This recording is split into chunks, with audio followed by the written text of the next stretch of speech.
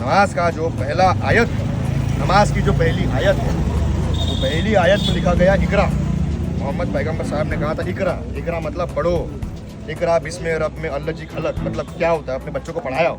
और आप देख सकते हैं कि 22 मुसलमान भाइयों को पूरे के पूरे महाराष्ट्र में टिकट दिया गया है और मोहम्मद पैगंबर भी ये हम लोग पास करने वाले हैं। और बस्ती का जो बेटा है, पश्चिम नागपुर का जो बेटा है, उसकी जो लड़ाई है वो भाजपा और कांग्रेस इन दोनों से मिलके है। कांग्रेस और भाजपा ये अलग अलग नहीं है। यानी आपका कहने का मतलब है कि ये 1-to-1 वाला मुकाबला है, भारतीय जनता पार्टी और कांग्रेस एक ही पार्टी है। Exactly. और ये दोनों पार्टी मिलकर यश गोल्ड जी से लड़ रही है। आप देखिए जिस तरीके से आप जब वर्गीकरण की जब बात करते हैं, आप मुसलमान भाइयों के साथ जो एट्रॉसिटी हो रही है जब उसकी बात करते हैं, तो वर्गीकरण के मुद्दों को लेके, आरक्षण के मुद्दों को लेके, संविधान के मुद्दों को लेके कांग्रेस पार्टी ने सारी की सारी जनता से, जो संविधान प्रेमी है, उनको कहा कि संविधान खतरे में है। लोकसभा में पूरे के पूरे समाज ने, और इनफैक्ट श्रद्धेय बाला साहब अम्बेडकर का जो पाठिंबा था, इनकी वजह से कांग्रेस को जो मतदान मिला है वो बोरे में भर के मिला है।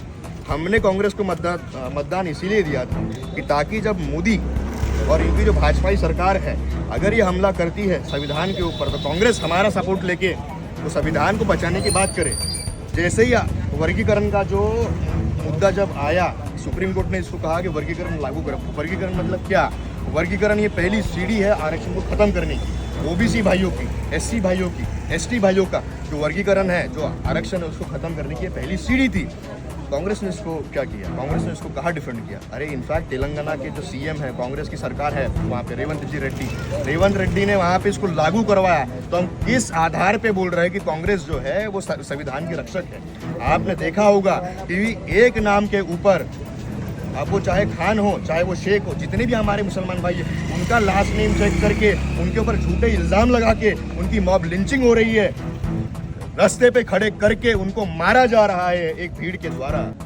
इसके लिए हमने जिनको वोट दिया उन्होंने कितने आवाज़ उठाई। ये आवाज़ जो उठाने वाले हैं वो श्रद्धेय बाला साहब अम्बेडकर है। इन्होंने कहा कि हम लोग मोहम्मद पैगंबर बिल लेके आने वाले हैं। मोहम्मद पैगंबर बिल का मतलब ये है कि ये जितने लोग हैं ना, जो कभी कभी किसी भी धर्म की आलोचना करके दंगे भड़काते हैं, ये दंगे ना, यही काम अम्बेडकर ने पहले किया है, यही काम अम्बेडकर अभी कर रहे हैं, और यही काम अम्बेडकर के जो अनुयायी है, हम जो है, ये हम लोग आजीवन करने वाले हैं। और मुसलमान रिप्रेजेंटेशन की जब बात होती है, मुस्लिम्स की जब रिप्रेजेंटेशन की जब बात होती है, तो भाजपा और कांग्रेस तो सेम ही है ना। आप मुझे बताइए, एक सीट मिल रही थी मुस्लिम भाइयों को, एक सीट मिल गई थी मध्य में, राइट? उसमें हलबा समाज साथ में आ गया था, दलित समाज साथ में आ गया था। अनीस जी अहमद वहाँ से अपनी सीट निकाल रहे थे। क्यों अनीस जी अहमद ने मेरे साथ फॉर्म नहीं भरा?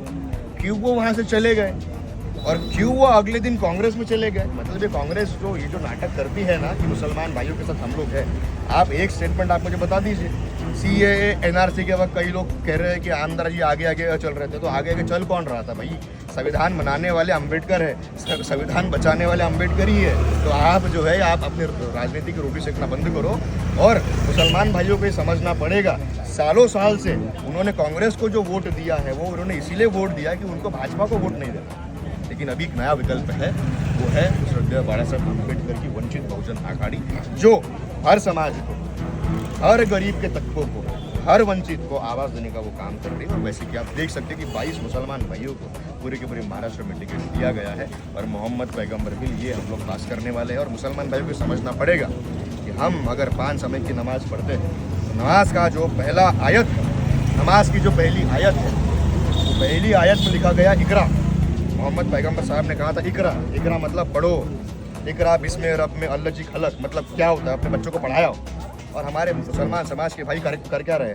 इस देश में दलितों के बाद सबसे जो बुरी हालत है वो मुसलमान भाइयों की। और इसीलिए है कि मुसलमान भाई जो है वो समीकरण में हमेशा देखते हैं कि किसको वोट दिया जाए और किससे हम लोग बचेंगे। ये उनको बंद करना पड़ेगा कि कांग्रेस जो है ये यही उपयोग करते आए रही है और आते रहेगी। लेकिन अगर उन्होंने संविधान की रक्षा अपने हाथ में ली है मुसलमान भाइयों ने, तो उनको ये समझना पड़ेगा कि अम्बेडकर ही है जो उनके साथ खड़े रहने वाले।